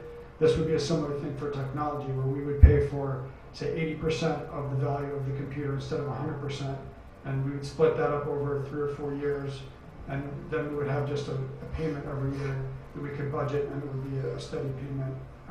And then we would get new, we would schedule it so that we would get new technology every 3 to 4 years, which is sort of the technology life cycle. Anyway, after about 4 years, the laptops are obsolete and they have trouble running programs, and they need to be, they need a lot of attention from our tech people. So what that would mean is that we're looking at about $60,000 next year in lease payments for both the teacher laptops and the student laptops, down from about $180,000 of actual spending last year. So there's a savings built in that first year where we only have the one lease payment, and then next year we'll have the first year of the second lease payment plus the second year of the first lease payment. So we'll eventually get back to a steady state, but for this first year we'll actually see some benefit, or some reduced expenses. Any questions? Over a 5-year period, is there a payback on that? Well, yeah, the payback is that we're only paying for 80% of the computer instead of 100% Versus owning and then reselling. Right, and then versus owning it and then having to sell them at auction and pay the salaries to get them prepared for auction. It's actually more cost efficient now to lease rather than buy. Is there any kind of maintenance included in that? No, we own that. we're basically responsible for returning the computers in working order with wear and tear accepted. So we have tech people who, now that we own the computers, they repair them and replace parts. We would continue to do that. And we would be doing this only for student computers, or we'd be doing it for staff also? We'll be doing it for staff as well. Okay. And the interest rates that we're paying, and the applied interest rates are around on the order of 2% or less. So it's very cost effective from a cash standpoint. So the cost, even when you have, in that third year is when you ramp up to full cost, right? Right. That cost is still lower than the annual cost that we have now. Right, because we'd basically be paying only that 80 to 90% of the total cost. Yep. So it is a savings, and I think it's easier to budget, and it's financially a more attractive proposition for the district. And it's with the same hardware, right? We're talking with It's the Apple's. same exact hardware. We buy it from whoever we want. In this case, we're getting it from Apple, but then we lease it through a third-party leasing company. And these computers, in order to get them in the hands of the students and the teachers when they come back in the fall, we need to get them as close to July 1st as possible, because they need to load all the programs on them when we get them ready. And that's why we want to come back to you on the June 29th meeting to get approval to make the purchase. Okay. And then also the intention is to look at Chromebooks as a long-term solution and just evaluate that, because they're probably a third or less of the cost, 25 to 30% of the cost of a MacBook. So for those applications where we don't need the power of a MacBook, a Chromebook might be a good alternative. And Assuming they're durable. Oh, and we don't know. we don't We're know. gonna We're test it going out to be next evaluating year. that in the next couple of years. We also are almost certain that it wouldn't be for all our grade levels. So we have a lot to learn with it, but our teachers have gone to visit Deerfield, and Deerfield loves what they're doing and what they're seeing with them, so we're gonna take it one step at a time. The high school is going to get them next year too. I know they already have one grade at the high school with Chromebooks, and I believe juniors. I know my son will get them next year at high school. Okay, so just looking at our expenditures by fund, you can see that we are down in just about every fund. The big dip in the operations and maintenance fund is due to the land purchase that was in the budget last year. It's not this year. And then debt service is going up as scheduled. If you look at it by object, salaries are about flat. Again, this is the increase in salaries offset by the retirements and the reduction of 2 FTE. Benefits are going down slightly, again due to our medical insurance primarily, decreasing premiums. Our supplies are going down significantly, and this is really the shift from the purchasing of the computers to the leasing of the computers, because now they're going to be showing up in purchase services as a lease instead of as a supply. Everything else held about constant, and then capital again is the land purchase that's being reduced in the budget. So total decrease in expenditures of about 2%. This is just how it plays out. Salaries and benefits are 65%. If you include debt service, 65% of our total spend. Purchase services about 14%. It's the next biggest amount, and that's for pretty much software and consultants, training, things like that. And the computer leases, and then 4% in supplies, dues and fees at 4%, and debt services 9% of our total spend. Here's our currently scheduled debt service payments. You can see we're right here. Next year they're projected to go up again. This may change based on how we reallocate our payments if we issue non-referendum debt for the middle school, but this is how it currently looks. And then just to look at our projected fund balance, our current fund balance. While you're doing that, getting back to the debt service, is that off the schedule that we? This is off our current The schedule. restructuring schedule? Right, so the object was to have level payments, and we're just still in the ramp up. So we have one more year of ramp up, and then we're about. Right. And then our fund balance is expected right now to go up slightly just by the small surplus. stay about flat at $9.6 million, which is above our threshold of 50%, but with the purpose of spending it on middle school renovation, so it is earmarked for that. So, A portion of it. a portion of it, but to bring it back down into the renovation. Well, I have Questions, Next, comments? please. How much over the expected amount is the fund balance, the target that we have? Well, our target in our board policy is 50%. That's matches. Right, that's the range is 30 to 50 or something like that. So So that's what is it about now? 64% for operating funds right now. Thanks. Thanks, Dave. All good? Thank you. All right. Now we move on to 9E and a long-awaited enrollment project summary from Dr. Jean Sophie. Long awaited. One of the things that people have mentioned to me periodically and often since I've been here is the question that, you know, between 2002 and now, we've decreased by the number of students, but we've kept relatively stable the number of staff. And why is that? And this question really, I felt needed to be answered, and I think that it's important for community members and other people that are concerned about it to know what some of the facts are. So what has been happening is that John has been working with me because he knows what some of the questions have been, and then Leanne and Mark have joined in, and what has resulted is the 2-page paper in front of you that I just want to make some highlights on. This particular white paper is going to be posted on our website. It's going to be shared. We'll meet with anybody that has questions on it. So it will be very, very much out there. But the bottom line is, using data from the Illinois School Report Card, which is public information, you can see that over time, between 2002 and we use the 12-13 school year as kind of the wrap up. That's the latest. The latest. Salaries and benefits accounted for 65% of the increases, and that would be about right because that's pretty much how salary and benefits pan out anyway. We've got inflation of about an average of 2.4% per year. Overall increases of benefits and salaries is about 4.5%. When you look at all the other amounts, everything's remained relatively the same or gone up due to inflation. And then the one thing that I would point out is the supplies. When you take a look at that, that's gone up. Most likely because supplies have gone up and because we've bought an increased amount of curriculum materials aligned to the Common Core. So what's the bottom line? The bottom line is that the total number of teachers has increased during this time period by 2, despite a decline of enrollment of 252 students.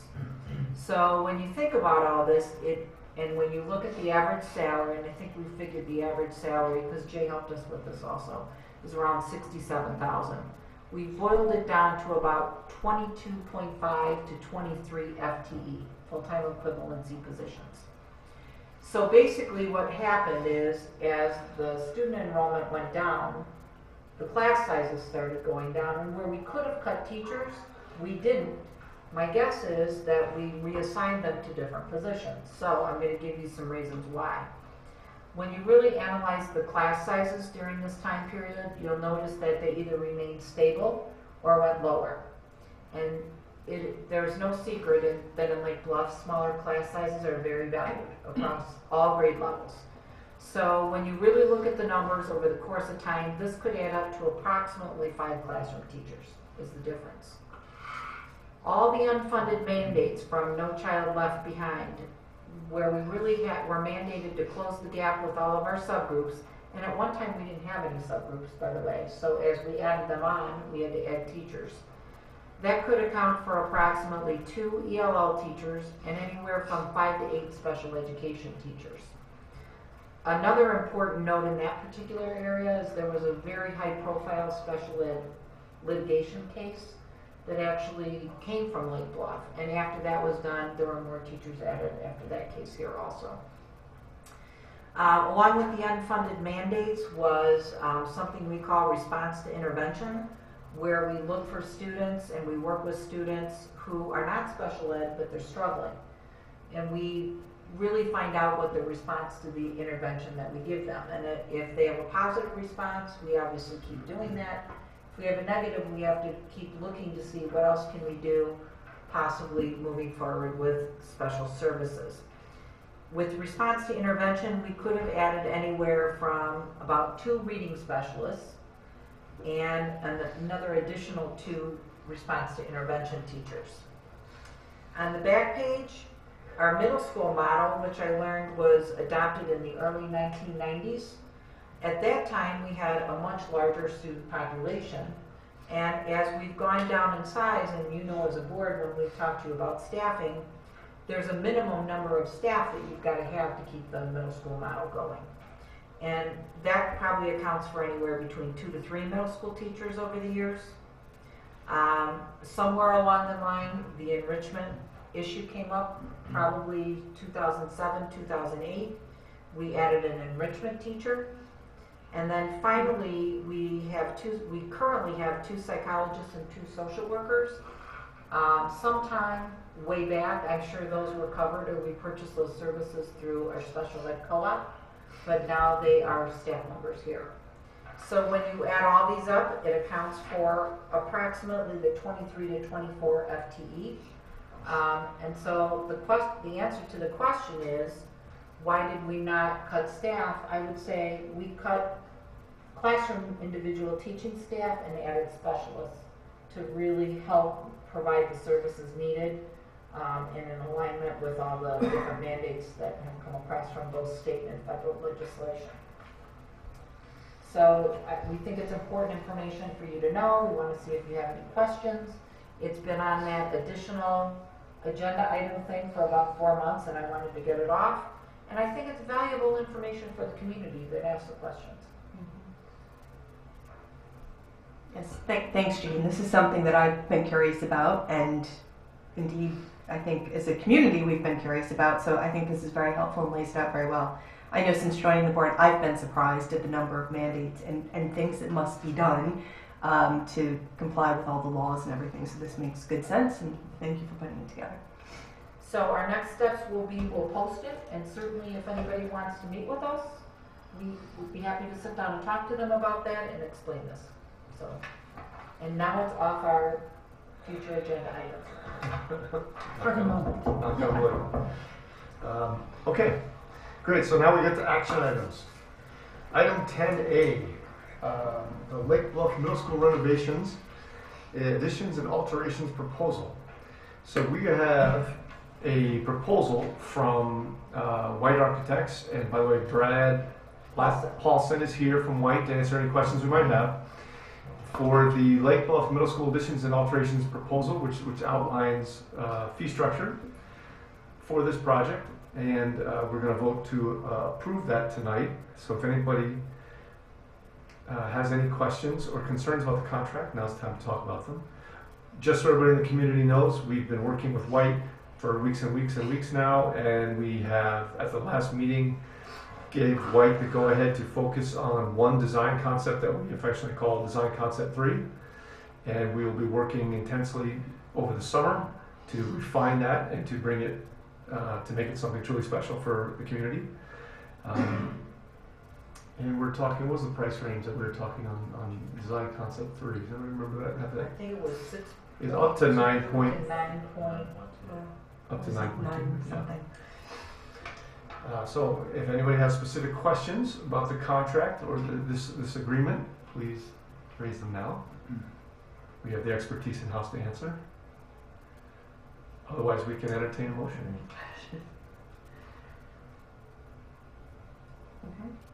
Okay, may I have a motion to approve the additions and alterations proposal with White Architects outlining the scope of services and the fee schedule for renovations at Lake Bluff Middle School? So moved. Second. Roll call vote, please. John Marsden, Yes. Mark Berry, Yes.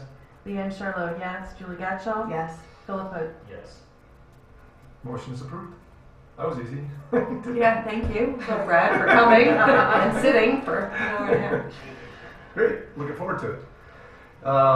In connection with that, we're now going to move on to item 10B, which is the approval of the PMA Financing Advising Services contract. And from PMA, we have Tammy, who can answer any of your questions on the contract itself with PMA. It's attached in your board book and available online for anybody in the community who wants to look at it. It outlines the services and specifically addresses PMA's compensation, which will total $20,000 for this project. And this is just the contract portion with PMA. All right, not hearing any questions or comments. I'm going to ask for a motion to approve the PMA Financial Advising Services contract for services to Lake Bluff School District 65 in the amount of $20,000. So moved. Is it too late to ask or No. I'll second, and then I can ask my Go question, ahead. right? Was this review, Do me well, a favor, we need to grab you a microphone. it's not, it's more a Oh, question for you. Okay. Was this reviewed by council? PMA, no, because they use counsel. They use Chapman and Cutler legal counsel. Well, that's their council though. Was it reviewed by our council? Actually, Tammy, I am going to have you answer that. Because this is pretty sad stuff. Yeah, it's prepared and reviewed by our internal counsel, but it is a standard form of financial agreement that's really guided by the rules of the Securities and Exchange Commission and the Municipal Securities Rulemaking Board that we talked about a little bit last week. We're regulated as to what goes into the contract itself and have to make sure we disclose certain terms. So it's been vetted that way, but I don't believe it's been looked at by your council separately. Do you do any customization of a contract like this? Would that be typical, atypical, never done? I would say it's more atypical, but if there was a specific situation or request, we would certainly entertain that, pending our internal council review. Right. Okay. Thank you. Sure. So we have a motion. There's a motion. We have a first. Julie, was yours count as a second? Well, I did She had a second the question. motion, and then I asked the question, and I guess I turn now to Jean, and maybe the board in general, and are we comfortable that this, I mean, I appreciate the representation, that gives me a level of comfort, and I assume we're comfortable not having our own council have review. I'm very comfortable with that because this is Okay. probably the fourth or fifth time. And it literally, when you go back and look at the past bonds that we've done here, it's almost verbatim on the materials that we have. Okay. It's very set. And I think if anything, there's more rules now than there were the last time we did it. That would not surprise me one bit. So, okay. All right. So we have a motion on the floor to approve the financing advising services contract for services to Lake Bluff School District 65 in the amount of $20,000. We have a first and a second. So can I have a roll call vote, please? Mark Berry, Yes. Leanne Charlotte, yes. Julie Gottschall. Yes. Philip Hood. Yes. John Morrison. Yes. The motion is approved. Great. Now we have to get into some detailed work following up on these, the bonding issue. I'm required to state that in view of the current financial condition of the district, the Board of Education will consider the adoption of a resolution declaring its intention to issue working cash fund bonds pursuant to Article 20 of the School Code and directing that notice of intention to be published.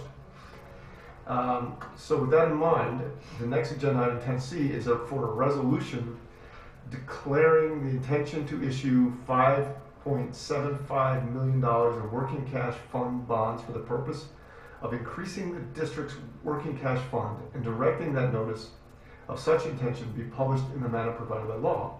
Now, Leanne, can you please read the title of that, the title of the resolution before we ask for the motion? Resolution declaring the intention to issue working cash fund bonds of School District Number 65, Lake County, Illinois, for the purpose of increasing the working cash fund of said school district and directing that notice of such intention be published in the manner provided by law.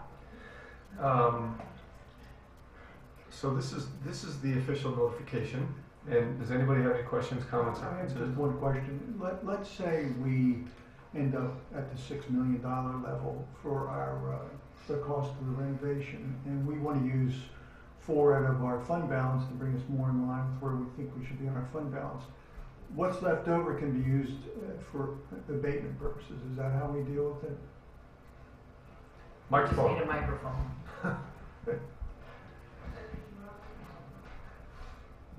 So yes, so you've got remaining dollars in fund balance you could use for abating debt service going forward if you would like to.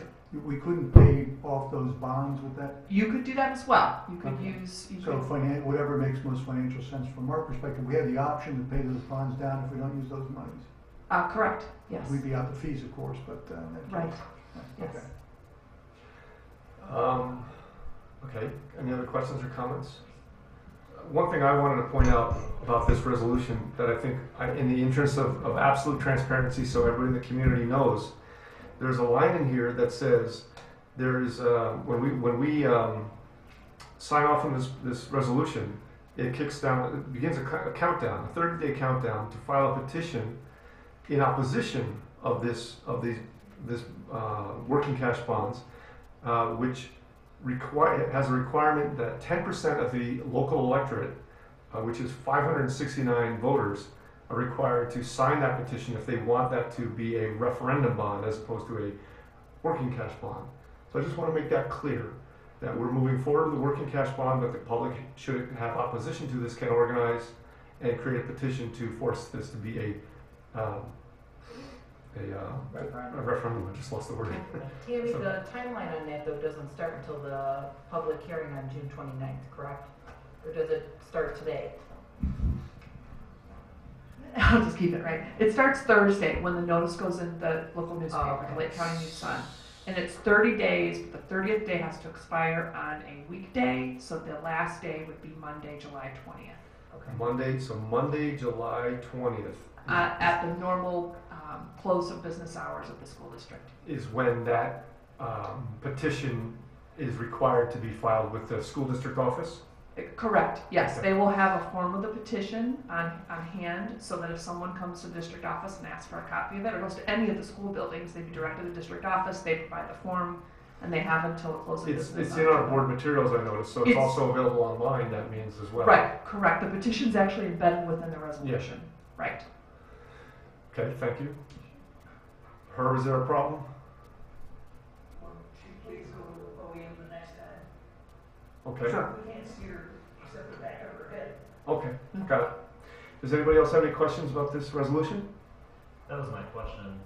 She's answered that. When it kicks off. What publications? Sorry. The Lake County News Sun, And that's what Nothing we use. else other than that. That's listed. just that newspaper, right. Okay. It needs to be a paper of general circulation within the district. That meets that definition. There are other ones that meet that definition better. Yeah. Is there, how is that one selected? That's where we publish all our public notices. We can. I would think the Lake Forester or, The challenge will be if we change it to the Lake Forester because it publishes on Thursday, you have to let them know I would have had to let them know by yesterday to get the Lake Forester on Thursday. And so it would set back the whole clock. So your July 21st board meeting wouldn't work right. to keep everything moving forward. So you could do it, but you'd have to postpone your timetable, which I know isn't what the board had asked for last week. That's what we use for all of our postings and always have, right? We should reconsider that going forward though. And I have a feeling it may show up, since we do have a reporter in the audience, it may be published anyway in a paper more generally read by Lake Bluff citizens. So, but going forward, let's make a note to change that. But that's fine. Understood for now, thanks. Don't want to set back the timetable. Okay, so may I please have a motion that the resolution as presented and read by title by Leanne Charlot, Secretary, be adopted? So moved. Second. May we have a roll call vote, please? Leanne Charlot, yes. Julie Gottschall? Yes. Philip Hood? Yes. Jen Marsden? Yes. Mark Perry? Yes. All right, the motion is approved. One quick thing, we have in the past sent press releases to like North Shore, Daily North Shore and that sort of thing, and they printed those press releases verbatim. So as Jay and I were just talking here, we'll confer with Tammy that and make sure that that is issued in that same format as well. Okay. But that daily news, the Waukegan Daily News or whatever, is where we publish everything else. Things that Lake County probably. Yeah. Well, I think what we were saying is that the current publication satisfies the legal requirement of public notice, but if we want to send a press release to another Send it paper, anywhere. we Right. can get it anywhere. Yeah. Right, I understand. That's good. I would say do that. I don't know that that means I still may hold to my opinion that we publish it as a formal matter in a publication that's more popularly read in Lake Bluff. Yeah, I mean, I think the general point is that we're trying to communicate. Right. Yeah, to be as open and public and transparent about it. as possible. Yeah. All right. Item 10D has to do similarly with a resolution calling for a public hearing on Monday, June 29th, 2015 at 7 p.m. concerning the intent of the district to sell $5.75 million in working cash fund bonds for the purpose of increasing the district's working cash fund. So Leanne, again, could you please read the title of the resolution before we ask for this motion?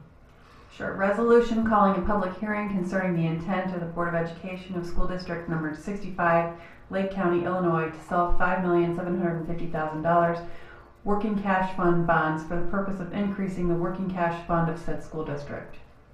Thank you.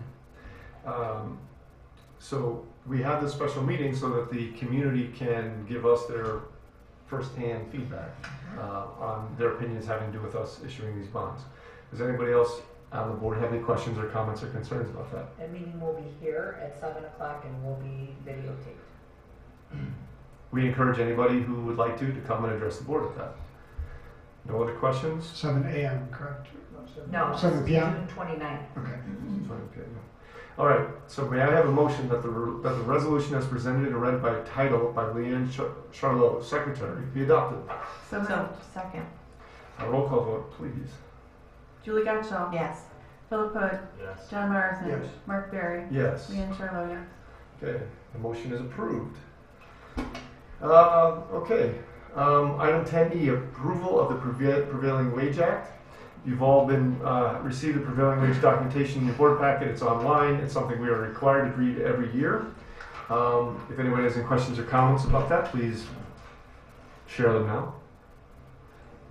If not, may I have a motion to approve the Prevailing Wage Act per Illinois School Code 820 ILCS 130? Thank you. So moved. Second. Roll call vote, please. Philip Hood. Yes. John Morrison. Yes. Mark Berry. Yes. Leanne Charlo, yes. Julie Gottsall. Yes. Motion is approved. 10F, approval of hazardous routes. This is another one of those things that we do every year. It's included in your board packet. It's online for people who are interested. It has to do with school bus routes that were approved back in 1988, I believe. If anybody has any questions or concerns about these, please voice them now. If not, What's a hazardous route? Like having little kids cross Green Bay Road on foot would be considered a hazardous route. you used to be able to file, when we charged for bus fees, if your kid was on a hazardous route, you used to be able to file with the state to get reimbursed for the bus fees, but they don't reimburse you anymore. So I don't know why we do it anymore. Remember, we budgeted 0 from the state. Well, and it's the state, for the state transportation claim, certain schools provide free transportation for students who are greater than 1.5 miles from the school or have a hazardous route. So because we provide busing to all students, it doesn't, and we get very little reimbursement as it is, it does not play into anything. All questions satisfied? Okay, may I have a motion to approve the hazardous routes for the 2015-2016 school year pursuant to Public Act 94-00439? So moved. Second. Roll call vote, please. John Morrison. Yes. Mark Berry. Yes. Leanne Charlo, yes. Julie Gottsall. Yes. Philip Hood. Yes. Motion is approved. Approval of the GCA contract renewal. So we're talking about here, Jay's going to provide a brief overview of the contract details for a custodial contract, right? And this has been reviewed by Hodges and Louisi. Yes. Yes. When we went out to bid, we had a 1-year contract with the option for the board to renew for 4 1-year successive terms.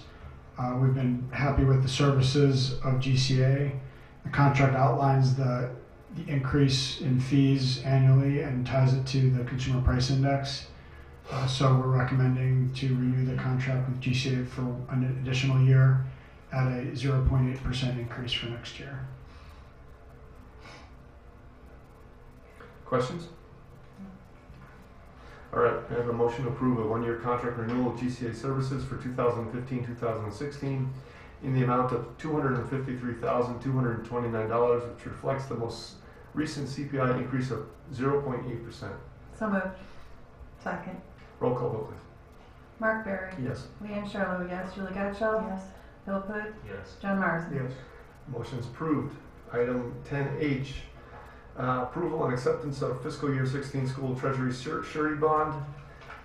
This is done annually after Jay is appointed the treasurer, which we did that already, right? Yeah, we did Last meeting. And the necessary documents from the insurance company are attached in the board packet and available online. And this must be submitted to the Lake County Regional Office of Education by June 30th of 2015. Jay, quickly, why do we do this? School district as a public body and trust of public funds has insurance for any for their treasurer at 25% of the highest fund balance or the ending fund balance for the year to recover any losses due to mishandling. Okay.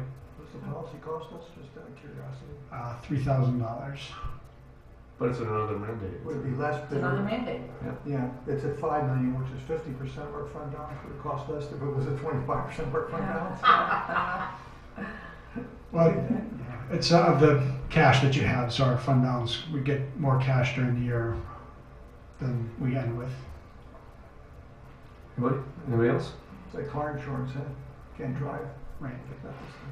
May I have a motion to approve the fiscal year 16 school treasurer surety bond as required by section 3.8 and section 8.2 of the Illinois School Code. Second. Roll call vote, please. Leanne Charlo, yes. Julie Gatchell. Yes. Philip Hood. Yes. John Marsden. Yes. Mark Barry. Yes. Motion's approved. Okay, approval of the destruction of closed session tapes. Item 10I.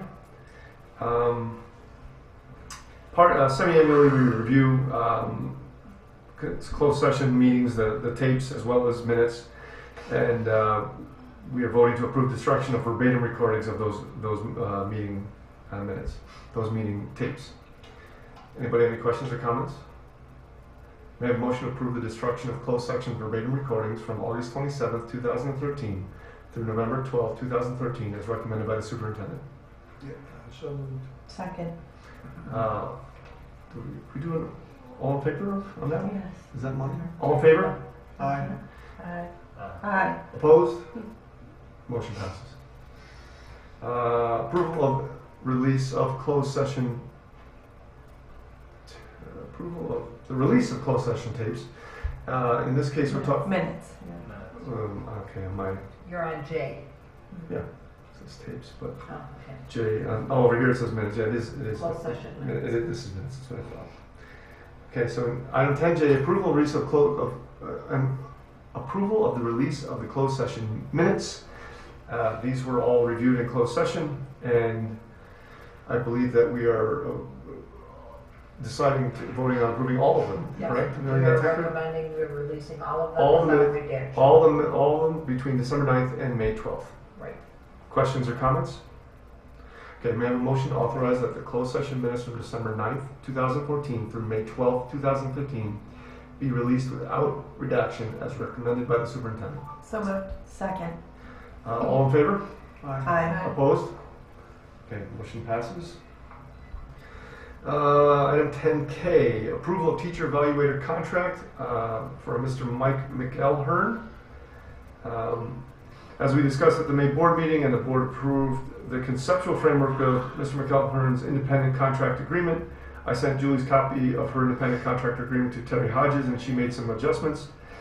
We're now asking for the approval of this contractor agreement for the 2015-16 school year as a teacher evaluator. Anybody have any questions or comments?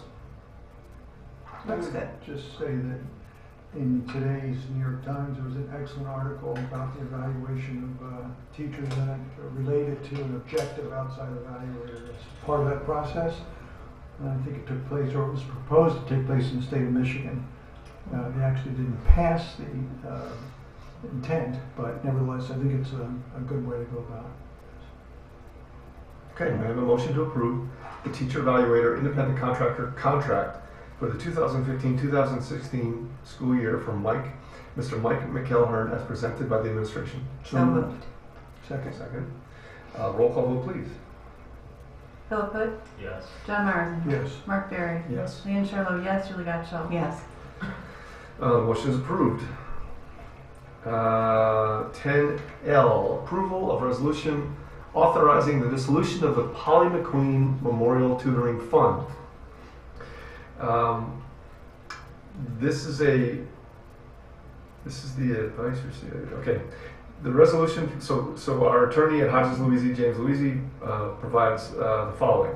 The resolution for the Polly McQueen Memorial Tutoring Fund authorizes the dissolution of the fund and the distribution of the remaining assets of the fund to the district's educational fund. The resolution also authorizes Jay and Dr. Sophie to sign any documents necessary to dissolve the fund and distribute the assets. The details of that resolution are in your board packet. They're online. Are there any questions or comments about that resolution? Any living heirs, family members of Paul in the area? Do we know? I don't believe we know. She was a teacher in the district In the early 80s? through in the 70s. Yes, In the 1970s, she passed away in 84, I believe, and they set up the fund in her name. I don't know if there are any living relatives. We actually asked some people that we know that have history here if they even knew them, and to do a little bit of research on it, and it just went back too far. If Kathy O'Hara doesn't know her, then probably. And we're talking about how much money? $1,000. Okay. All right, may I have a motion to approve the resolution authorizing the dissolution of the Polly McQueen Memorial Tutoring Fund and providing that the remaining balance of the assets and property of the fund be transferred to the education fund of the district in accordance with section 16-1 of the school code? So moved. Second. Roll call vote, please. John Marsden, Yes. Mark Berry, Yes. Leanne Sherlow, yes, Julie Gatchell. Yes. Philip Hood. Yes. Motion is approved. I do want to just state that the intent of the fund was for tutoring needs, and we intend to honor the wishes and use the money for that purpose, for tutoring kids in the district. Okay, so the intent of the fund was for tutoring, and we intend to honor that intent going forward. With this money. With the, Yes. Put it in a fund to use it for that. okay, we're going to put it in a fund to use it for that purpose. Right. Sorry, Mom. What's that? She doesn't get that one. No. Okay, approval of personnel report. M. Okay, so this person, I'm starting to lose it. Sorry guys for stuttering so much and stammering. Right at the end. So this includes the hire of a Sally Solberg for 6th grade math at LBMS at an MA plus 8 on the salary chart for a salary of $58,425 to replace Sue Roque, who retired at the end of the school year. And the intent to retire from Elizabeth Schutz at the end of the 2018-19 school year. So, any questions about that? May I have a motion to approve the personnel report for June 16, 2015, as presented by the administration, included in your board packet, to include the hiring of Sally Solberg for the 6th grade math at LBMS at MA8 for a salary of $58,425 to replace Sue Roque, who retired at the end of the school year, and to accept the intent to retire of Elizabeth Schutz at the end of 2018-2019. So moved. Second. Roll call vote, please. Mark Berry, Yes. Leanne Sherlow, yes, Julie Gatchell. Yes. Philip Hood. Yes. John Marsden. Yes. Motion is approved. 10N, approval of superintendent's contracts and goals. We are reauthorized, or we have developed a new contract for Dr. Sophie, a 5-year contract ending in 2020. I apologize. God, keep me honest on this. I'm losing it here. So it's a 5-year contract It includes a 6% increase in the first year and no set increases in the subsequent 4 years. Increases can range between 0 and 6%. It is the identical contract to she's operating under right now. It has just been pushed out one additional year. The only changes are to the dates of the contract and salary and the income in that first year. Any questions, comments, concerns? Okay. May I have a motion to approve Dr. Jean H. Sophie, Superintendent Contract and Goals for 2015 through 2020, as presented and drafted by Terry Hodges, our attorney. So moved. Second. We have a roll call vote, please. Leanne Charlo, yes. Julie Gatchall. Yes. Philip Hood. Yes. John Marsden. Yes. Mark Berry. Yes. Motion is approved. Thank you, Dr. Sophie. Okay. Yes. Okay. So, item 10O, which is our consent agenda. We're pulling the first one listed, the minutes from April 30th, 2015. Okay. So, I'm going to read the minutes that we will include in the consent agenda. We're going to exclude board meeting minutes from April 30th. So this month's consent agenda includes regular Board of Ed meeting minutes from May 7th, 2015, special Board of Ed minutes from May 22nd, 2015, closed session minutes from May 26th, 2015, regular Board of Ed meeting minutes from May 26th, 2015, our P card report, our bills payable report, and our May treasurer's report. So we have a motion to approve the consent agenda for June 16, 2015, as presented by the administration, excluding the meeting minutes from April 30th. So moved. Second. Roll call vote, please. Yeah, roll call vote on. Because that's bills payable, yeah. Yeah, sorry. Okay, Julie Gatchall. Yes. Philip Hood. Yes. John Marsden. Yes. Mark Berry. Yes. Leanne Charlo, yes. Okay, the motion is approved, and we're going to address the minutes that we excluded in a subsequent meeting. Is that how that's going to work? Yes. Okay. Okay, we're getting there. Information. Mr. Khan is going to update the board on obsolete equipment for 2014-2015. The list of assets that you have are the old computers that we are auctioning that are beyond their useful life, as well as the truck. We purchased a new truck this year. We're getting rid of the old truck, and some other miscellaneous operations and maintenance equipment. These will be auctioned by a third-party auction company this summer, and money we get will be revenue for next year. I just have one question, really, to get updated, especially with regard to this and the fact that we're purchasing new computers for next year. What was the outcome of those computers that were stolen? Were they replaced, or? We are going to be, probably going to be getting insurance payment for those. We're going to be replacing them as part of this computer purchase that we spoke about, and we'll be submitting that to our insurance company, provided we don't recover the computers before that. But if they're replaced at full value, are they replaced at full value, or are they depreciated? They're replacement cost. I'm not sure what we'll get for that, so I haven't budgeted a number for it, but I would estimate it between $25,000 and $50,000. Is there any progress on that you can talk about? Not that we can talk about right now. But our police are working very diligently, and we're hoping to provide a good update for you shortly. Okay. But if we do get an insurance settlement, that will help us to fund offsets the need for next year.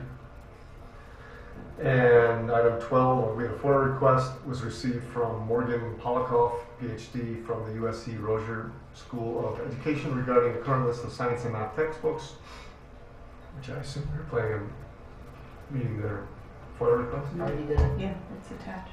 Okay. And anybody have questions or comments about that? No.